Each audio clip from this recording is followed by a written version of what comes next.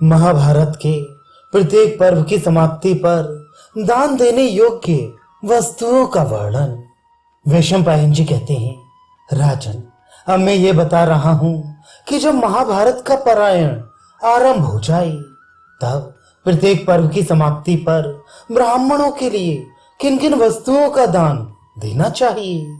भरत श्रेष्ठ, नरेश्वर, पर्व के आरंभ में ब्राह्मणों की जाति, देश, सत्य, महात्म्य तथा धर्म वृत्ति को जानकर पहले उनके द्वारा सस्ते वाचन कराना चाहिए। तदनंतर कथा श्रवण आरंभ करे। फिर उस पर्व की समाप्ति होने पर अपनी शक्ति के अनुसार ब्राह्मणों को तृप्त करे। राजन, आदि पर्व के अनुक्रमण का पर्व में पहले वाचक की वस्त्र और गंध आदि से पूजा करके उसे मधुयुक्त खीर का विधिवत भोजन कराई। नरेश्वर, तदनंतर आस्तिक पर्व में प्रायः फल मूल तथा मधु और घी से युक्त खीर भोजन कराई तथा गुड़ और चावल का दान करे। राजेंद्र, फिर सभा पर्व में पुआ, मालपुआ और लड्डू के साथ खीर ब्राह्मणों को भोजन कराई। आरण्यक पर्व में शेष ब्राह्मणों को फल मूल से तृप्त करे। अरणी पर्व में पहुंचकर जल से भरे हुए घड़ों का दान करे। तृप्ति के मुख्य साधन जंगली फल मूल तथा मनोवांछित गुणों से संपन्न अन्न का ब्राह्मणों को दान करे। विराट पर्व में भांति भांति के वस्त्र दान करे। भरत श्रेष्ठ, उद्योग पर्व में ब्राह्मणों को गंध और मालाओं से अलंकृत करके उन्हें मनोवांछित गुणों से संपन्न अन्न का भोजन कराई।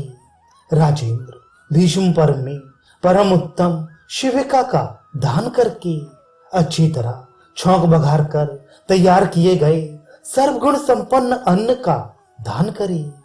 राजेंद्र, द्रोण पर्व में ब्राह्मणों को परम उत्तम भोजन अर्पित करे तथा उन्हें धनुष, बाण एवं उत्तम खड्ग दे। कर्ण पर्व में भी मन को संयम में रखकर ब्राह्मणों को सबकी रुचि के अनुकूल उत्तम संस्कार युक्त भोजन दे। महाराज, शल्य पर्व में लड्डू, गुड़ मिश्रित ओदन और पुओं से ब्राह्मणों को तृप्त करे तथा उन्हें सब प्रकार के अन्न का दान दे।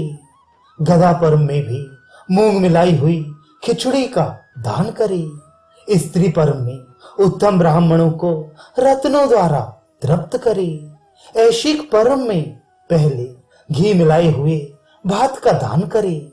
तत्पश्चात अच्छी तरह छौंक बघार कर बनाया हुआ सर्वगुण संपन्न अन्न का दान दे। शांति पर्व पूर्ण होने पर ब्राह्मणों को हविष्य का भोजन कराए। फिर आश्वमेधिक पर्व में पहुंचकर सबकी रुचि के अनुकूल भोजन दे। आश्रम वासिक पर्व में ब्राह्मणों को हविष्य भोजन कराए। मौसल पर्व में सर्वगुण संपन्न अन्न तथा गंध, माला और अनुलेपन का दान करे। उसी प्रकार महाप्रस्थानिक पर्व में समस्त मनोवांछित गुणों से संपन्न अन्न का तथा स्वर्गारोहण पर्व में हविष्य का ब्राह्मणों को भोजन कराए। हरिवंश की समाप्ति होने पर 1000 ब्राह्मणों को भोजन कराए तथा स्वर्ण पद से युक्त एक गौ का ब्राह्मण को दान करे। पृथ्वीनाथ, दरिद्र को भी पूरा नहीं तो आधा दान अवश्य करना चाहिए। बुद्धिमान मनुष्य प्रत्येक पर्व की समाप्ति पर वाचक को स्वर्ण युक्त पुस्तक अर्पित करे। हरिवंश पर्व में ब्राह्मणों को खीर भोजन कराई। राजकुमार, जो एकाग्र चित्त होकर हरिवंश के एक श्लोक, एक चरण अथवा एक अक्षर का भी श्रवण करता है, वह भगवान विष्णु का प्रिय भक्त होता है। कथावाचक व्यास की उसकी पत्नी के साथ विधिवत पूजा करे। इससे भगवान लक्ष्मी नारायण का पूजन हो जाता है। फिर पूर्व पूजित भगवान लक्ष्मी नारायण की भी पूजा करे। जो भूमि, वस्त्र और उत्तम धेनु देकर वाचक की पूजा करता है, उसके द्वारा साक्षात विष्णु स्वरूप देवकी नंदन श्री कृष्ण का पूजन संपन्न हो जाता है। राजन, जन्मेजय शास्त्रज्ञ पुरुष इंद्रिय संयम पूर्वक यथोचित रूप से संपूर्ण महाभारत संहिता को हरवंश सहित पूर्ण करके प्रत्येक पारणा में वाचक को शुभ स्थान में बैठाकर रेशमी वस्त्र अथवा शुद्ध श्वेत वस्त्र धारण करके शोभा संपन्न पवित्र एवं अलंकृत हो यथोचित रीत से पृथक पृथक गंध माल्य आदि अर्पित करके उस वाचक की पूजा करे। राजन, संयत चित्त एवं शिष्ट पुरुषों द्वारा सम्मानित पुरुष संहिता की पुस्तकों का भी पूजन करे। वाचक को उत्तमोत्तम भक्ष्य भोज्य पदार्थ पेय रस आदि तथा नाना प्रकार की शुभ मनोवांछित वस्तुओं के साथ स्वर्ण गौ वस्त्र तथा दक्षिणा समर्पित करी।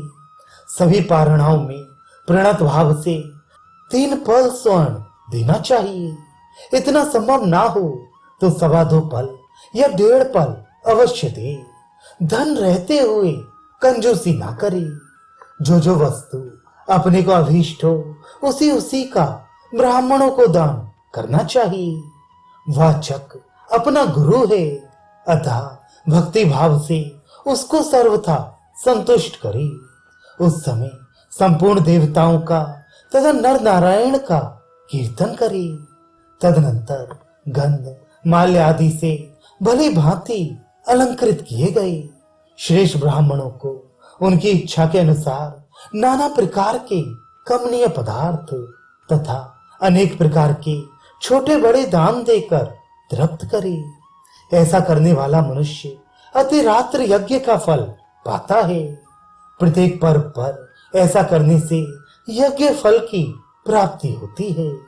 भरत कुल तिलक जन्मेजय, वाचक को चाहिए कि वह सुस्पष्ट अक्षर पद एवं स्वर के साथ ब्राह्मणों को भविष्य पर्व एवं महाभारत का श्रवण कराए। भरत श्रेष्ठ शेष ब्राह्मणों के भोजन कर लेने पर वाचक को भी भोजन कराकर उसे भली भांति अलंकृत करके यथोचित रूप से दक्षिणा दे। वाचक के संतुष्ट होने पर परम उत्तम मंगलमय प्रीत प्राप्त होती है। अन्य ब्राह्मणों के संतुष्ट होने पर संपूर्ण देवता प्रसन्न होते हैं। भरतभूषण तत्पश्चात यथोचित रूप से सब प्रकार के उत्तम मनोवांछित पदार्थ देकर क्रमशः सभी द्विजों का भरण पोषण करना चाहिए। नरश्रेष्ठ, तुमने जो मुझसे पूछा था उसके अनुसार मैंने तुमसे महाभारत और हरिवंश सुनने की यह विधि बताई है। तुम्हें इस पर श्रद्धा करनी चाहिए।